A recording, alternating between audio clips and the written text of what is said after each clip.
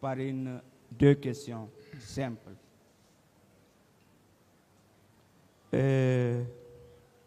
Mon colonel, hier, vous avez déclaré, nous voulions conserver le pouvoir. Pour vous, à votre entendement,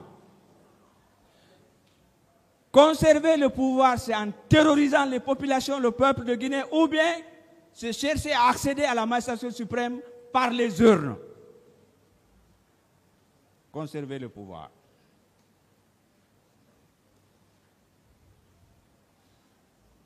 C'est de vous hier. Hein. J'ai noté. Je suis vieux, mais je note. Quelle est votre réponse? Voilà. C'est pas vrai. D'accord. Monsieur mon colonel, vous étiez fier quand vous avez fait le coup d'État? En toute ordinalité, vous étiez fier? C'est la question? Oui, s'il était fier pour avoir fait le coup d'État. Est-ce que vous étiez fier? Je n'ai pas de réponse pour ça. Mais est-ce que vous savez, nous, on était sortis dans les rues, on était contents. On l'a fait. Comme on l'a fait en 84. Comme on l'a fait le 5 septembre, on était en liesse. La question? Colonel, je termine en vous disant ceci. En vous posant une question. Est-ce que vous savez, ces questions, j'ai eu la poser avec l'autre. Est-ce que vous savez que le juge suprême connaît ce qui s'est passé? Est-ce que vous savez cela? Lui connaît. On cherche, nous, à le représenter ici. Est-ce que vous connaissez cela? Reprenez la question. J'ai dit, est-ce que vous savez, Dieu qui nous a créés, nous, les deux grandes religions, je ne sais pas pour attaquer, toutes les religions, nous croyons en Dieu. Dans les constitutions, on dit c'est sacré, etc. La vie, c'est Dieu, ça. Posez la question, Est-ce maître. que, je le rappelle, excusez-moi, monsieur le président, j'ai fini.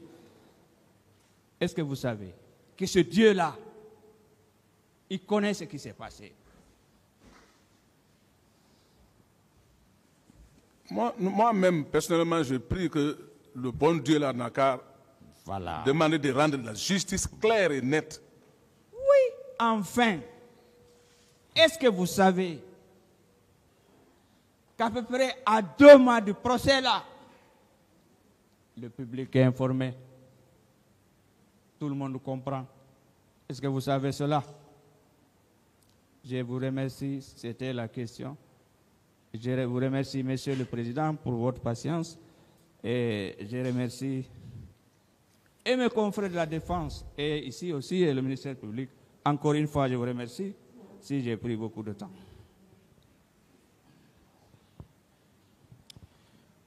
Merci, Monsieur le Président, honorable assesseur.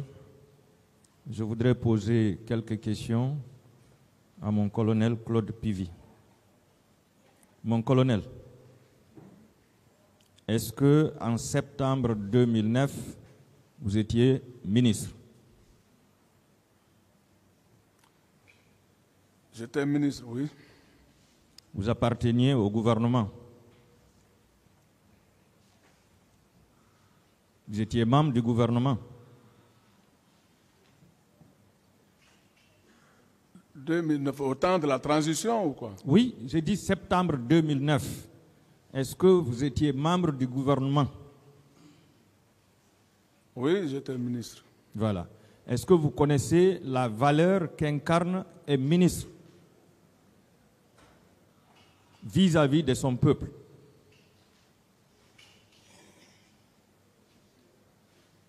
Quoi? Est-ce que vous connaissez ce que vous représentez à votre peuple en tant que ministre? Bien sûr. Voilà. En tant que ministre, vous étiez au service du peuple de Guinée ou bien vous étiez au service du président de la transition? J'étais au service du peuple. Vous étiez au service du peuple. Oui. Voilà. Donc, vous avez intérêt aujourd'hui à dire la vérité au peuple de Guinée. Oui ou non? Bien sûr. Merci, mon colonel. En votre qualité de membre du gouvernement à l'époque et ministre de la Sécurité présidentielle, quelles sont les dispositions qui avaient été prises pour assurer le maintien d'ordre le 28 septembre au stade du même nom par rapport à la manifestation?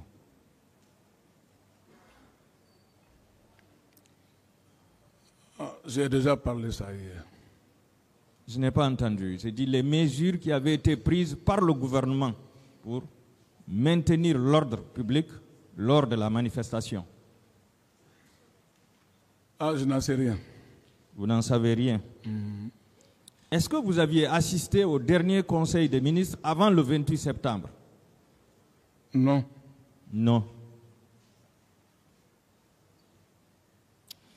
En votre qualité de ministre de la Sécurité présidentielle et Béret Rouge en même temps, qui commandait les Bérets Rouges à l'époque? Il y avait un camp il y avait des Bérets Rouges à Kindia, il y avait des Bérets Rouges au camp de Faye à Bata là-bas. Donc, uniquement le régiment avait seulement quelques détachements aussi qui étaient chez nous. Mais tout le régiment portait le béret rouge, ce n'est pas moi qui les commandais. Oui, moi je parle des Bérets Rouges qui étaient à Conakry. Ceux qui étaient à Conakry, qui les commandait? Le commandement de ça, il y avait un chef d'état-major. Donc c'est le chef d'état-major général des forces armées qui commandait les Bérets Rouges. Justement.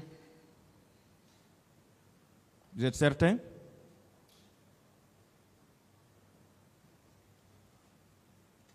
Puisque les Bérets Rouges qui sont au camp de Faye, avaient un chef de bataillon à part. D'accord. Le commandant Aboubacar Sidiki Diakité, dit Toumba, à l'époque, est-ce qu'il relevait de vous?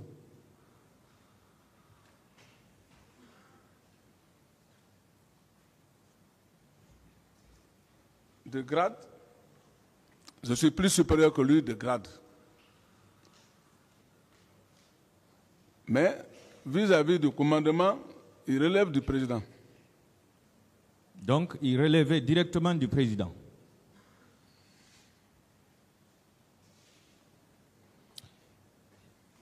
Est-ce que cela veut dire que c'est le président qui l'avait ordonné de se rendre au stade? Je n'en sais rien de ça. Vous savez, vous avez dit hier ici que la garde présidentielle ne pouvait pas se rendre au stade sans l'autorisation du président. Vous l'avez dit hier. Toumba est relevant de la garde présidentielle. S'il s'est rendu au stade, certainement il avait reçu l'ordre du président. Oui ou non? Ça ne concerne que lui, parce que ça, je ne peux pas, moi je n'étais pas au stade, je n'en sais rien de ça. Oui, mais vous avez appris quand même auprès du président. J'ai appris par les ondits, comme j'ai bien dit hier. Qu'est-ce que les ondits disaient, s'il vous plaît? Comme il disait hier, je dis hier ici, je dis, mais les gens parlaient au camp, les éléments qui sont partis au stade. Donc, c'est comme ça que moi j'ai pu apprendre aussi.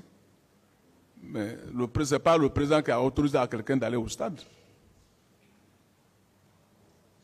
Donc vous vous rétractez? Vous dites? Vous vous rétractez.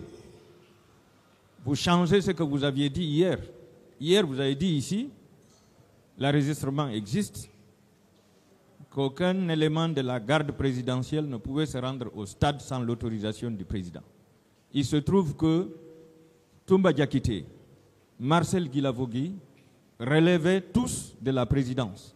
S'ils se sont rendus au stade, selon vous, est-ce que ce n'était pas sur ordre du président?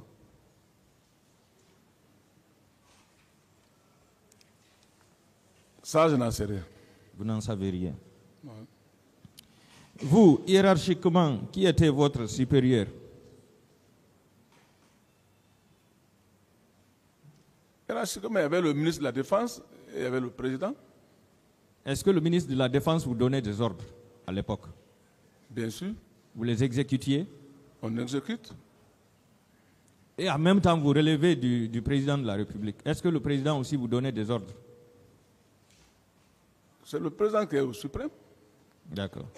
Vous avez dit ici hier que le 28 septembre, dans la matinée, vous vous étiez rendu à Koya pour traquer des gens qui détenaient des véhicules administratifs.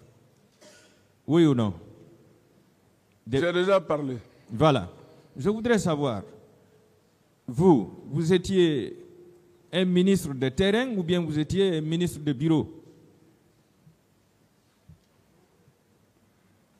Il y a une certaine mission, moi-même je dois être sur le terrain quand il y a certaines missions. Non, en tant que ministre de la sécurité présidentielle, quand il est question d'aller traquer des malfaiteurs, est-ce que c'est vous-même qui devez sortir avec des armes et des hommes pour aller traquer les gens? Ou bien vous envoyez vos hommes? Je dis bien, il y a certaines missions auxquelles moi-même je dois être là-bas. Vous ne couriez pas de risque en tant que ministre? Non, moi je ne trouve pas de risque parce que je suis un combattant de terrain. D'accord. En votre qualité de ministre de la Sécurité présidentielle, qu'est-ce qui a nécessité votre présence au stade le 28 septembre?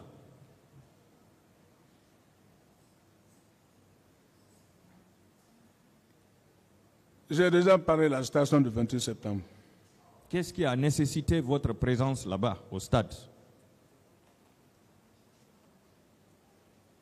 Reprenez la question.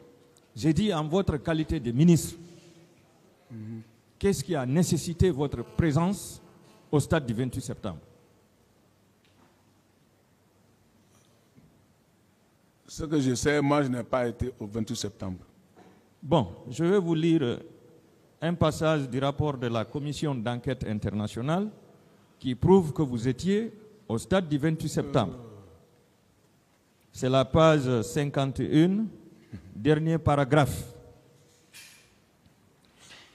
Point 245. La commission a toutefois reçu des informations concernant la présence du capitaine Pivi en compagnie de ses hommes dans les environs du stade à partir de 11 heures. Selon d'autres informations, le capitaine Pivi aurait donné l'ordre à ses hommes de tirer. Il aurait également été vu sur la terrasse avec des bérets rouges en train d'agresser des manifestants. Que dites-vous, mon colonel? Je n'ai pas été au stade du 28 septembre, ni à côté. D'accord. Je continue, toujours dans la lecture du rapport.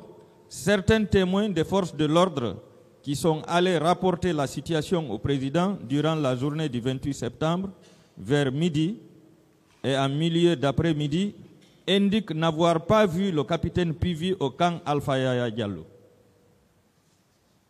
Ça veut dire que vous étiez au stade, mais pas au camp Alpha Yaya Diallo. Qu'est-ce que vous en dites? Dans mon passage, j'avais déjà dit que quand je suis venu de ma mission, je suis rentré chez moi me reposer. Chez vous, c'était où? Dans le camp. Au camp? Dans le même camp. D'accord, mais ils disent que vous n'avez pas été vu au camp ce jour. Donc vous ne pouviez pas être à la fois au stade et au camp en même temps. Ce n'est pas possible, mon colonel. Dites la vérité au peuple de Guinée.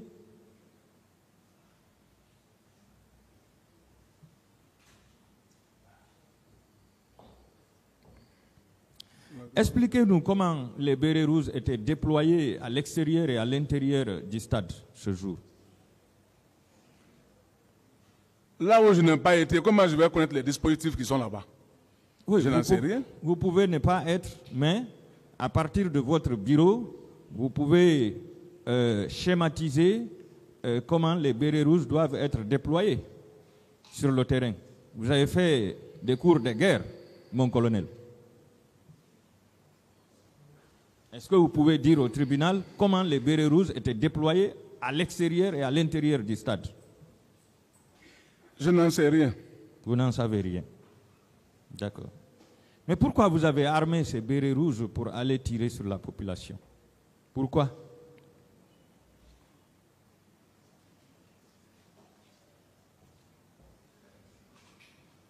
Répondez. Moi, je n'en sais rien. Vous n'en savez rien.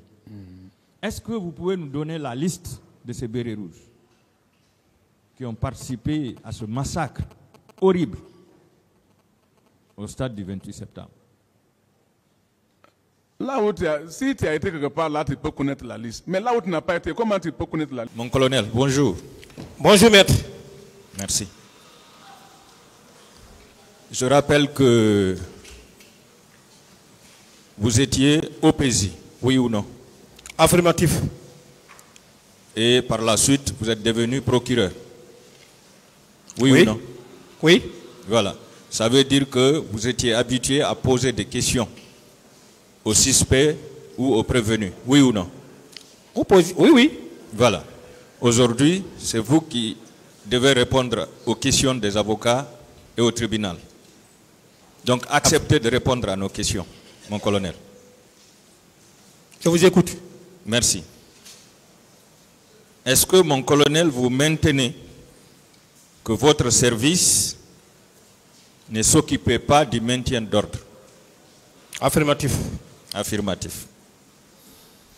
Est-ce que le 28 septembre 2009, vous n'aviez pas reçu spécialement des instructions pour aller maintenir l'ordre au stade du 28 septembre? Non. Non. Non. Qu'en dites-vous par rapport aux déclarations des deux ministres? Il s'agit du ministre des Services spéciaux, chargé de la lutte contre le grand banditisme et le narcotrafic, le colonel Tchéboro Camara. Je m'excuse, du ministre Claude Pivy, ministre de la Sécurité présidentielle, et le ministre secrétaire permanent du CNDD, le colonel Moussa Keïta, lorsque ces deux ont affirmé dans leurs procès-verbaux que le chef de l'État leur a dit qu'il avait confié le 28 septembre au colonel Tchéboro Camara la mission du maintien d'ordre. Qu'en dites-vous, mon colonel? Je n'ai reçu aucun ordre de la part de qui que ce soit pour aller faire le service de maintien de l'ordre. Alors, pourquoi vous étiez au stade? J'ai expliqué pourquoi je suis arrivé là-bas hier. Je vous ai demandé tout de suite d'accepter de répondre à nos questions. Mais c'est une réponse.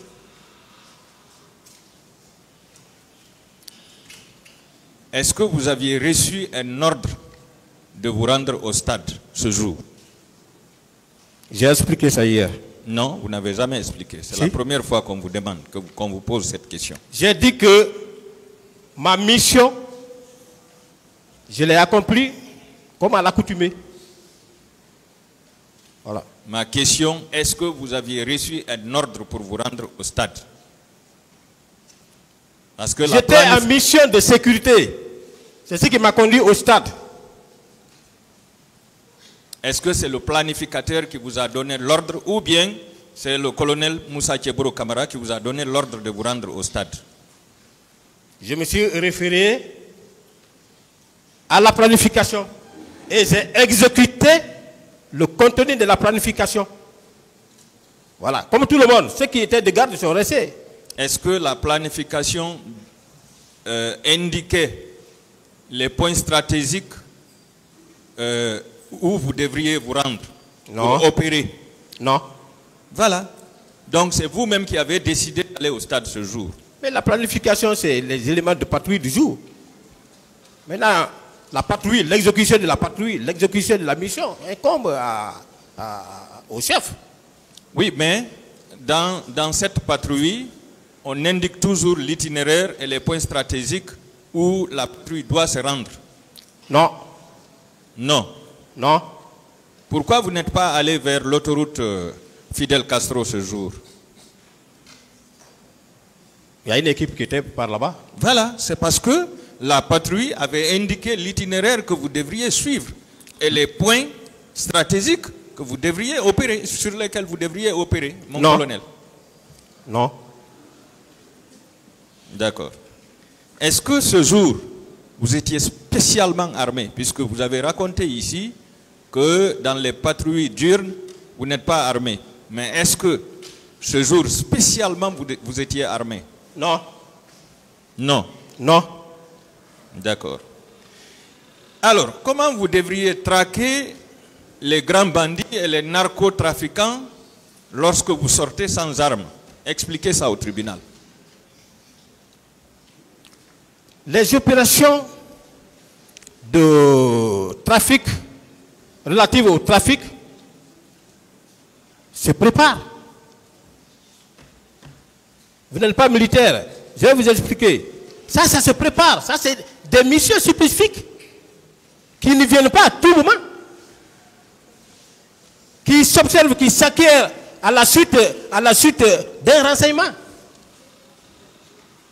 Mais la recherche des bandits, la prévention, c'est du quotidien, c'est à tout moment. Il faut visiter les points dangereux, les zones criminogènes.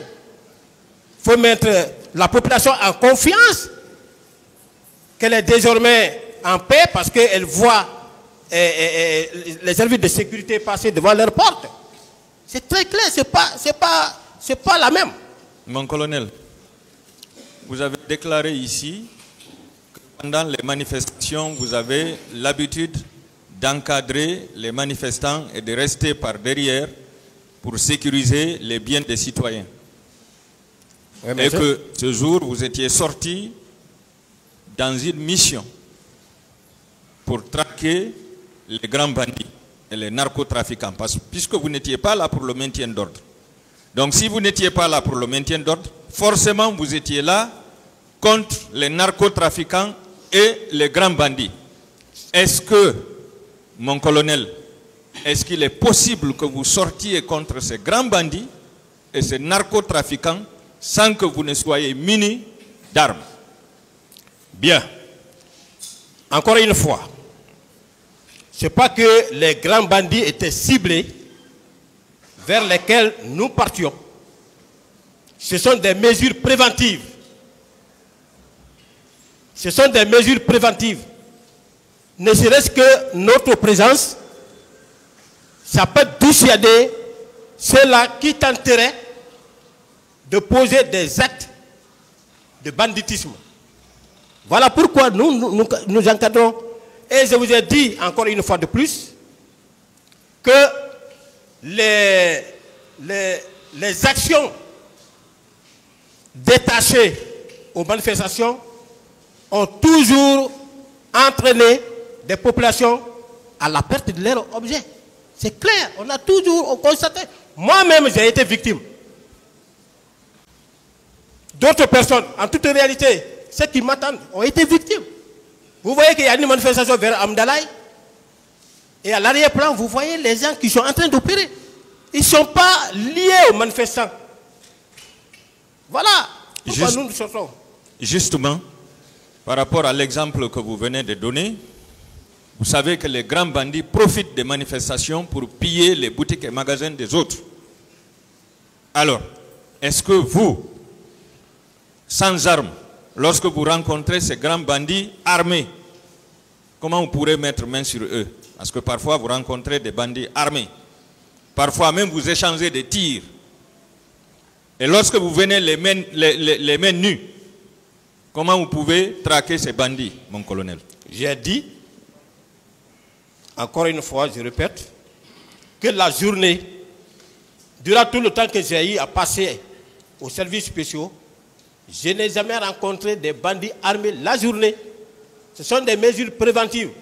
Mais par contre, la nuit, on s'est croisés, nez au nez, avec des bandits armés.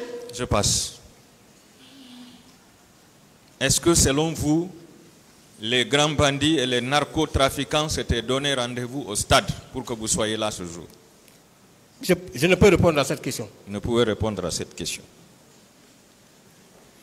Pour quelle raison vous avez campé à la terrasse du stade jusqu'à l'arrivée des bérets rouges et des recrues. J'ai expliqué largement hier, je ne peux plus revenir sur ça. Ne voulez pas revenir. Est-ce que votre stratégie consistait à attendre l'arrivée des bérets rouges et des recrues pour prendre la tangente? J'ai expliqué, je ne peux plus revenir sur ça. Vous avez expliqué. D'accord. Savez-vous que les bérets rouges n'étaient pas investis de mission du maintien d'ordre? J'ai expliqué largement. Ce n'est pas leur rôle. Oui ou non, ils n'étaient pas investis d'une mission du maintien d'ordre? Ce n'est pas leur mission. Ce n'est pas leur mission. Est-ce que les bérets rouges étaient au stade pour assurer la protection du chef de l'État? Puisque c'est leur mission régalienne, assurer la protection du chef de l'État et de sa famille. Est-ce qu'ils étaient au stade pour protéger le chef de l'État? Moi, je n'ai pas vu le chef de l'État au stade. Je vous pose la question. Bon, je ne peux vous donner une réponse fiable à ça parce que moi-même, ça m'a étonné. Leur présence là-bas, ça m'a étonné. Ça m'a beaucoup vraiment étonné. Selon vous, militairement, est-ce que c'était logique que les bérets rouges qui sont chargés de la protection du chef de l'État sortent de la présidence en laissant le chef de l'État seul là-bas pour venir au stade? Ah, maître, une très bonne question. Ça me soulage. J'étais déçu. Vous faites face au tribunal. Monsieur le Président, j'étais déçu, j'étais frustré de les voir là. J'ai dit encore une fois de plus, certainement, quand je parle, peut-être que comme je parle un peu plus haut, ça passe. J'ai dit encore une fois de plus, maître, je jure sur l'honneur, sur la foi de mon serment, si les bérets rouges là n'étaient pas venus au stade, ce que nous sommes en train de voir aujourd'hui là, on n'allait pas voir ça. Je dis ça, nos chefs, tout le monde, toute la Guinée m'entend. On n'allait pas connaître ça, maître. Est-ce que les bérets rouges peuvent sortir et laisser le chef de l'État seul derrière? C'est ça sa question. Oui, mais C'est la question, hein, maître. il a enchaîné.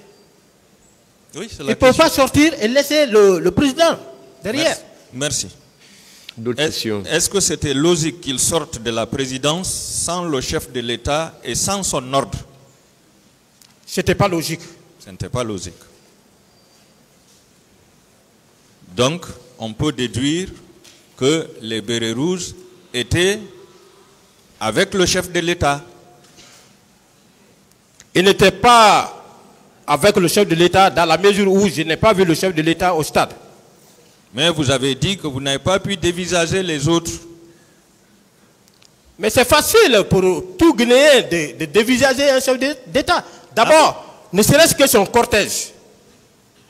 Ne serait-ce que son cortège. Mon colonel, un chef d'État qui vient dans un stade pour massacrer une population qui manifeste pacifiquement, est-ce que ce chef d'État viendra avec un cortège? Est-ce qu'il viendra comme d'habitude, tactiquement? Le chef des Bleus Rouges a dit en toute sincérité qu'il était venu pour chercher le chef de l'État. Comment on peut chercher une personne avec laquelle on se promène ensemble? Oui, c'est pas possible. Vous-même, vous avez raconté que le lieutenant Toumba n'était pas dans le même véhicule que les autres. Et il a déclaré ici qu'il est venu dans son véhicule personnel. Et vous avez dit que les autres sont venus dans 3 pick-up de l'armée. Donc il se peut qu'après sa descente, que le chef de l'État descende avec les autres bérets rouges et qu'il soit en camouflage ce jour. Tactiquement, mon colonel, quand vous-même vous partez pour opérer, est-ce que vous allez vous présenter comme ça pour qu'on vous dévisage? Je peux parler? Oui. Vous venez de dire tactiquement. Oui. Je vais vous faire rentrer dans la tactique. D'accord. Tactiquement, ce n'est pas possible. Merci. Je suis satisfait.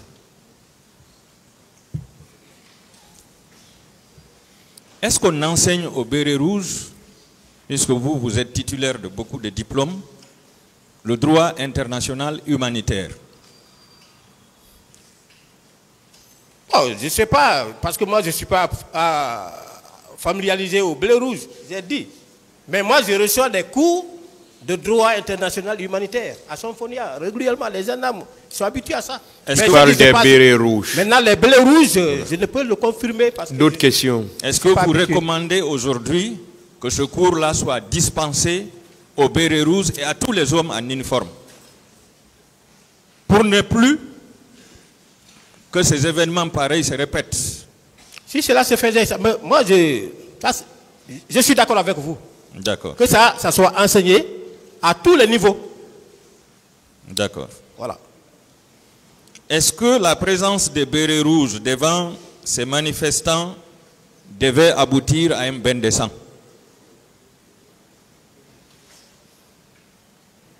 Je ne peux vous le dire. Parce que en réalité, ils ne sont pas habilités à gérer des choses comme ça. Bleu rouge, si vous me permettez. Vous faites une toute petite observation à travers Conakry. Les manifestants n'ont peur que des bleus rouges. Si vous avez observé. Ils descendent, même 2 personnes, ils descendent ici. S'il y a 100 manifestants, ils vont se disperser. Mais les gendarmes, quand ils arrivent, c'est des copains. C'est des collègues. C'est des collègues. Tout le monde connaît ça. Nous-mêmes, on nous enseigne ça. Ça, c'est du quotidien. Mais eux, on ne les enseigne pas. Ils ne connaissent pas les notions de maintien d'ordre. Ce n'est pas de leur faute. Mais ils ne devraient pas être là. Ce n'est pas de leur faute. S'ils n'ont pas appris. Ce n'est pas de leur faute. S'ils n'ont pas appris. Parce qu'ils n'ont pas eu ce cours. Ce qu'ils ont appris, c'est comment combattre l'ennemi. Alors que nous, on nous apprend comment combattre l'ennemi, mais aussi on nous apprend régulièrement les intérêts du maintien de l'ordre. On nous dit que les manifestants ne sont pas les ennemis, les manifestants, ce sont les adversaires. Ce sont des Guinéens. Voilà. Et avant de partir, vous faites le plus souvent des exercices. On met devant vous. On le voit. Voilà. Quotidiennement. Quotidiennement, des éléments qu'on appelle plastrons. Ils vous lancent des pots de bananes, des pots d'orange, ainsi de suite. Pour une assimilation. Oui. Comment vous devez réagir? Comment vous devez avoir le réflexe? En tout état de cause. Ceux qui sont en train de manifester. Mais c'est des frères. On met ça dans nos têtes. Donc, vous êtes d'accord avec moi que la mission du maintien d'ordre n'est pas connue des bérets rouges? Ce n'est pas connu, c'est pourquoi en cas de manifestation, leur chef les consigne dans les camps.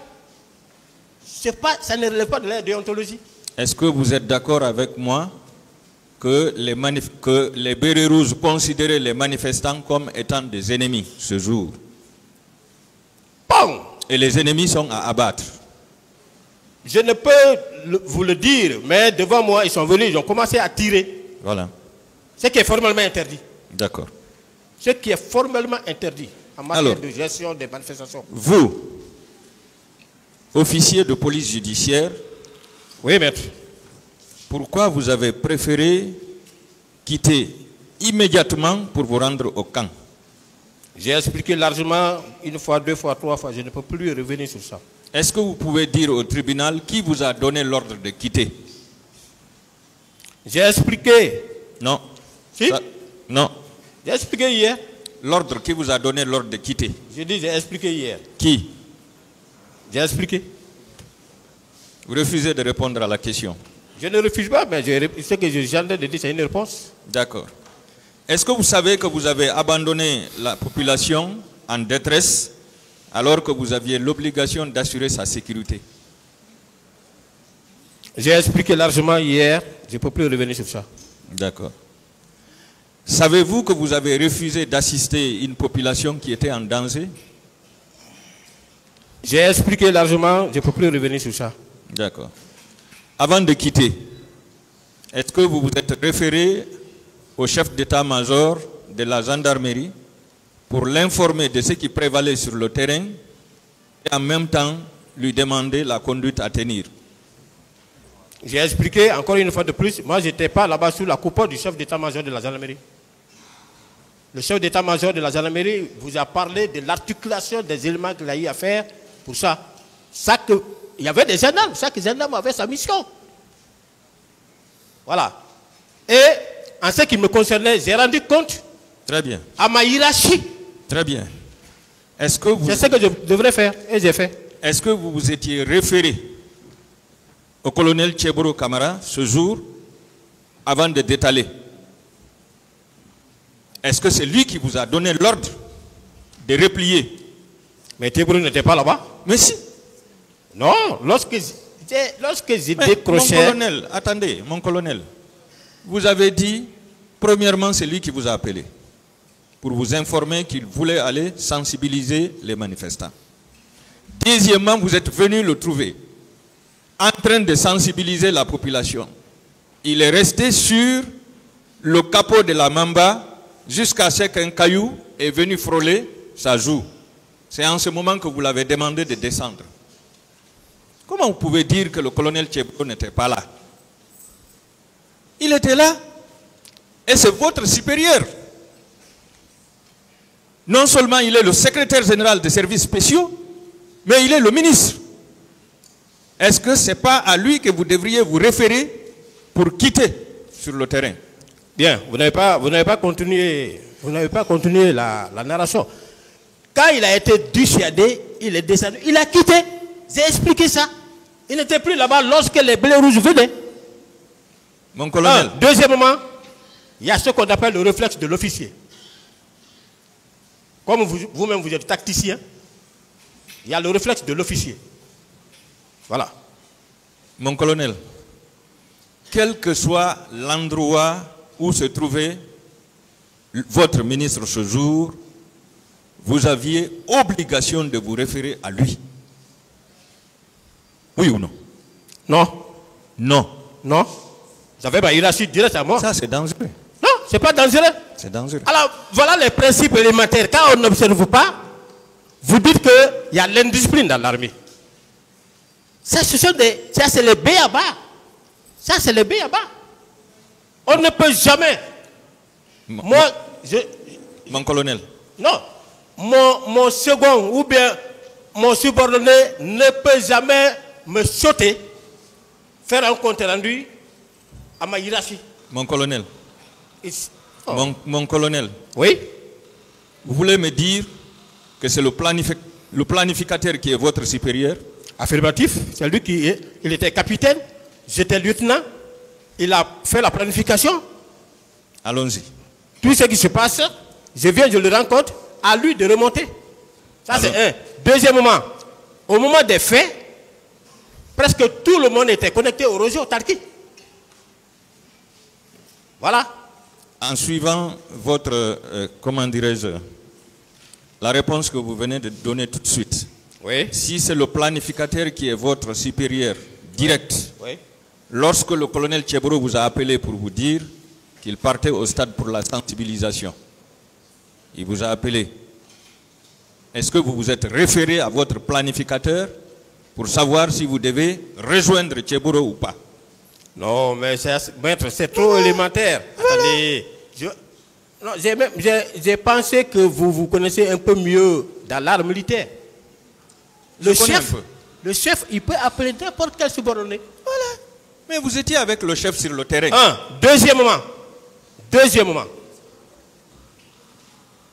quand il a appelé, votre position, j'ai dit je suis entre Amdalaï et Bellevue.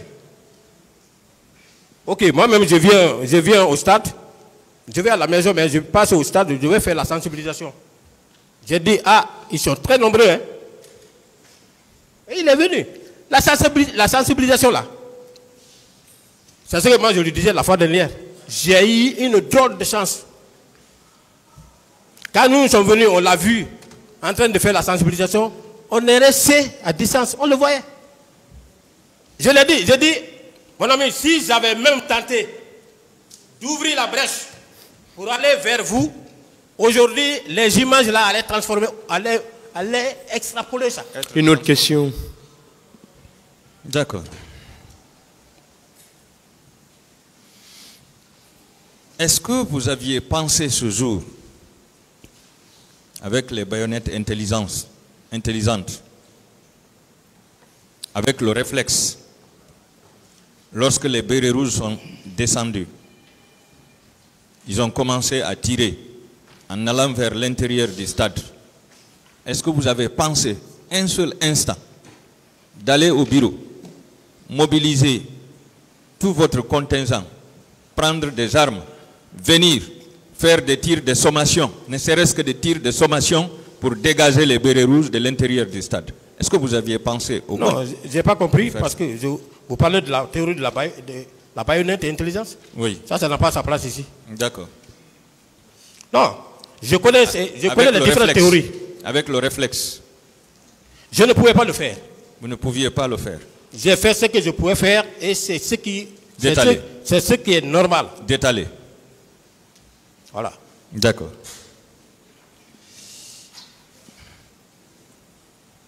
Donc, vous n'aviez aucune stratégie ce jour pour arrêter le massacre?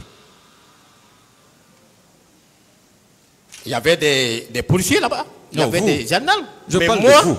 Moi, d'abord, tactiquement, il y a ce qu'on appelle le rapport de force. En tactique, ce qu'on appelle le rapport de force. 1. L'effectif adverse. Si vous êtes en infériorité numérique, vous ne pouvez pas vous accrocher à un effectif supérieur au vôtre. 2. Deuxièmement, les gens sont armés. Vous n'êtes pas armés. On secourt lorsqu'il y a possibilité de le faire. Mais lorsqu'il y a un péril imminent, lorsque vous vous trouvez dans l'impossibilité de le faire, vous ne pouvez pas engager votre troupe. En tactique, ça se fait. Et comme ça se fait, je n'ai jamais vu une juridiction répressive poursuivre un chef militaire dans ce sens. Non? Donc vous vous êtes couvert et vous avez couvert votre équipe. C'est ce que vous avez fait ce jour. Vous vous êtes couvert. J'ai expliqué pourquoi j'ai quitté, je ne peux plus revenir sur ça. D'accord. Est-ce que vous savez que vous avez laissé la population dans les mains des bouchers lorsque le président même déclarait que les leaders politiques ont livré les enfants des autres à la boucherie? Je ne peux plus répondre à cette question. C'est la première fois qu'on vous pose cette question. Est-ce que vous savez que vous avez laissé la population dans les mains des bouchers? Je n'ai pas de réponse. Voilà. Merci. Est-ce que les bérets rouges qui étaient venus pour massacrer la population n'étaient pas, selon vous, des ennemis du peuple? Oh, je ne peux pas apprécier. C'est vous qui devez apprécier. Je ne peux pas apprécier. C'était des amis ou des ennemis? Je ne peux pas apprécier. Vous ne pouvez pas apprécier. Pourquoi vous avez fui l'ennemi ce jour? Vous dites? Pourquoi vous avez fui l'ennemi ce jour? J'ai expliqué cela largement, je ne peux plus revenir sur ça, maître. Mais vous-même, vous savez que c'était des ennemis. Pourquoi vous les avez fuis? Je ne peux plus expliquer, j'ai largement expliqué. Si vous étiez le chef de l'État ce jour, qu'auriez-vous fait en termes de stratégie pour arrêter le massacre? Puisque vous avez fait des cours d'état-major général. Je n'ai pas de réponse. On est très fiers de vous, de votre cursus. On est très fiers de vous. Si vous étiez chef de l'État ce jour, qu'auriez-vous fait pour arrêter le massacre? Je n'étais pas chef de l'État, je n'ai pas de réponse à cette question. Si vous l'étiez? Je n'ai pas de réponse à cette question. Vous n'avez pas de réponse. Donc vous-même, vous n'avez pas de stratégie? C'est moi qui connais si je n'ai pas de stratégie ou puis j'ai des stratégies. Non, pour arrêter le massacre, vous n'aviez aucune stratégie. D'accord. Il va falloir renforcer les cours de formation par rapport à ça. Comment secourir une population qui est en danger. J'ai la maîtrise, hein. Vous avez la maîtrise. J'ai la maîtrise de mon cours. Et je ne pouvais faire que ce que j'ai fait. Et c'est en conformité avec mes cours. Et dans vos cours, Voilà. on vous a dit, quand vous vous présentez devant Si vous une n'avez telle pas confiance, situation, si vous n'avez pas confiance à ma formation, quand vous vous présentez devant une telle... vous pouvez vous demander où on peut aller en classe. Mon colonel, est-ce que cela veut dire que dans vos cours, on vous a dit que lorsque vous vous présentez devant une telle situation, vous devez fuir? J'ai dit, j'ai agi conformément au règlement militaire. Est-ce que vous aviez agi conformément à la loi ce jour? Mais j'ai agi conformément à la loi. Quelle loi? La loi. La non-assistance à personne en danger. Mais on ne parle pas de la non-assistance en personne en danger dans ce contexte. Vous êtes un homme de loi. Vous pouvez agir dans ce sens-là pour dire que je suis en train de prendre part à... d'assister à une personne en détresse. Je passe. Non. Il va falloir qu'on regarde encore le cours de droit. D'accord. Selon certains témoins, c'est le cas de M. Mohamed Alpha Bari, qui déclare dans son procès verbal de déposition des témoins, en date